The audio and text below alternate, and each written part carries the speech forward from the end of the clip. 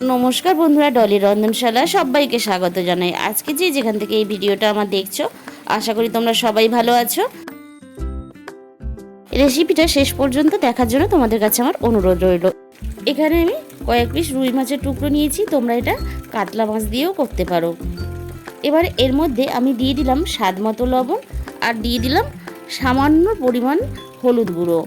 एबारे आमि माछगुलो खूब भालोभाবে माखिয়ে नेब।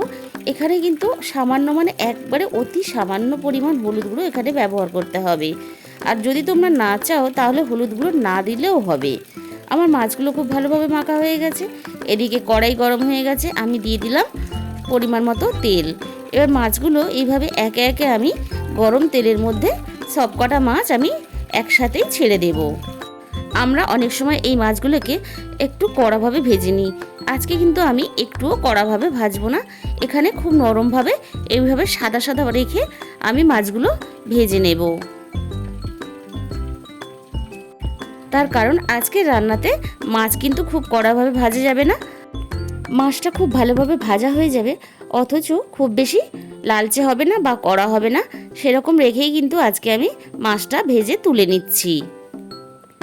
তোমরা দেখতেই পাচ্ছ সবগুলো মাছ আমার তোলা হয়ে গেল। এবারে আমি দিয়ে দেব এর মধ্যে পেঁয়াজ বাটা আর দিয়ে দেব রসুন বাটা।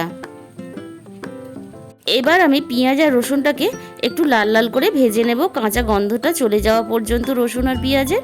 দেখো আমার পেঁয়াজ রসুন লাল লাল করে ভাজা হয়ে গেছে। এর থেকে আমি আর কিন্তু বেশি লাল লাল করে ভাজবো না। এবারে এর মধ্যে আমি দিয়ে দিলাম টমেটো ও আদা বাটা। এরপর আমি সমস্ত মশলাগুলো একে একে দিয়ে দেব।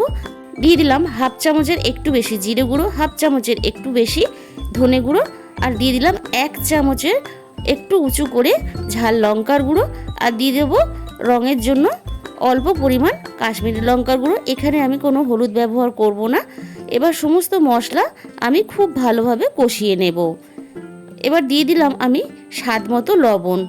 এবার লবণ দিয়ে আমি মশলাটা আরও একবার খুব ভালোভাবে কষিয়ে নেব। দেখো আমার কিন্তু এখানে মশলাটা খুব ভালোভাবে কষানো হয়ে গেছে। এবার দিয়ে দিলাম পরিমাণ মতো জল। তোমরা তোমাদের প্রয়োজন মতন এখানে জল ব্যবহার করবে, তবে খুব বেশি জল ব্যবহার করবে না। এবার ঝোলটা আমার ফুটতে শুরু করে দিয়েছে। আমি ভেজে রাখা মাছগুলো দিয়ে দিলাম ঝোলের মধ্যে। ঝোলের মধ্যে মাছগুলো দিয়ে আমি এইভাবে মাছগুলো একটু সুসিদ্ধ হওয়ার জন্য এইভাবে ঝোলের সাথে মিশিয়ে দিলাম। এবার দিয়ে দিলাম অল্প পরিমাণ গরম মশলার গুঁড়ো। গরম মশলার গুঁড়োটা কিন্তু এইভাবে ফোটার সময় দিতে হবে। আমার একটু লবণ কম মনে হচ্ছিল, তাই এখানে অল্প পরিমাণ আর একটু লবণ দিয়ে দিলাম। এবারে একটা পেস্ট বানিয়ে নেব। আমি এখানে দিয়ে দিলাম 1 মুঠো কাজু ও কিশমিশ। তোমরা তোমাদের মতন করে কাজু কিশমিশটা এখানে ব্যবহার করো। আর দিয়ে দিলাম ঝালের জন্য আরও 2টো কাঁচা লঙ্কা আর 1 মুঠো ধনে পাতা। এইবারে আমি ধনে পাতা এই সমস্তগুলো শুকনো প্রথমে আমি পেস্ট করে নেব। এরপরে আমি অল্প পরিমাণ জল দিয়ে পেস্ট করে নেব। দেখো আমার পেস্ট করা হয়ে গেছে। এইভাবে পেস্ট করলে খুব ভালো হয় পেস্টটা। এবারে আমি ঝোলের মধ্যে এটাকে দিয়ে দেব আর আমি মিক্সির বাটি ধোয়া সামান্য পরিমাণ জল এখানে দিয়ে দিলাম।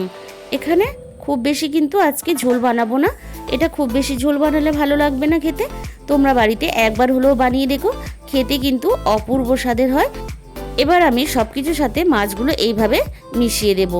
এখানে আমি কয়েকটা কিশমিশ টুকরো করে দিয়ে দিলাম আর আমি দিয়ে দিলাম অল্প পরিমাণ চিনি।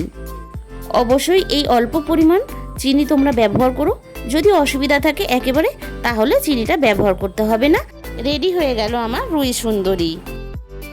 আজকের রেসিপিটা তোমাদের যদি ভালো লেগে থাকে অবশ্যই একটা ভিডিওতে লাইক দিও আর কমেন্টের মাধ্যমে জানিও। আর নতুন বন্ধুদের কাছে আমার অনুরোধ রইল চ্যানেলটাকে সাবস্ক্রাইব করে আমার পাশে থাকার জন্য। তাহলে আজকে এই পর্যন্ত, দেখা হবে অন্য কোনো একটা রেসিপির সাথে।